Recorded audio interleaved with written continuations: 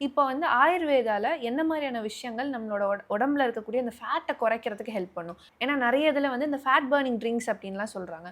ஆயுர்வேதால அந்த மாரி என்னென்ன விஷயங்கள்லாம் இருக்கு மேம்?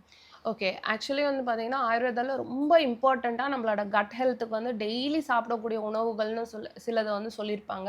இதுல ரொம்பவே முக்கியமானது வந்து பார்த்தீங்கன்னா, மோர். ஸோ மோர் வந்து ப்ரோபயோட்டிக்ஸ். ஸோ கண்டிப்பா வந்து நம்ம மோர் வந்து எடுத்துக்கணும். It's very good for cut health. So அதுல வந்து கொஞ்சம் கியூமின் பவுடர் வந்து ஆட் பண்ணிக்கலாம். அதே மாரி ஒரு பிஞ்ச் வந்து ட்ரை ஜிஞ்சர் பவுடர், சுக்கு பொடி. ஸோ அத வந்து நீங்க சேர்த்துக்கலாம். ஸோ இந்த மாதிரி நீங்க வந்து ஒரு ஹெர்ப்ஸோட சேர்ந்து அந்த மோர வந்து கன்சியூம் பண்ணும்போது, உங்களோட டைஜெஷன் நல்லா இம்ப்ரூவ் ஆகும். அதே நேரத்தில வெயிட் லாஸ்க்கு வந்து ட்ரை ஜிஞ்சர் பவுடர், சுக்கு வந்து ரொம்பவே ஹெல்ப் பண்ணும்.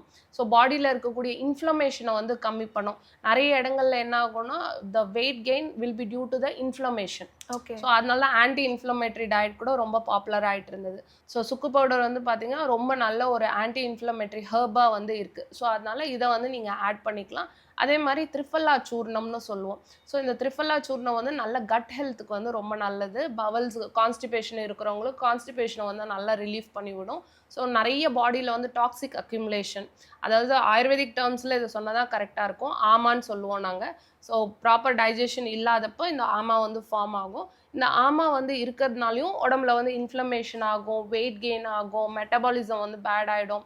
Digestion will not be up to the mark. So அதனால த்ரிஃபல்லா வந்து எடுக்கும்போது நல்ல பவல்ஸ் வந்து நல்லா ஃப்ரீயா இருக்கும். அவங்களுக்கு வந்து வெயிட் லாஸுமே வந்து ஆகும்.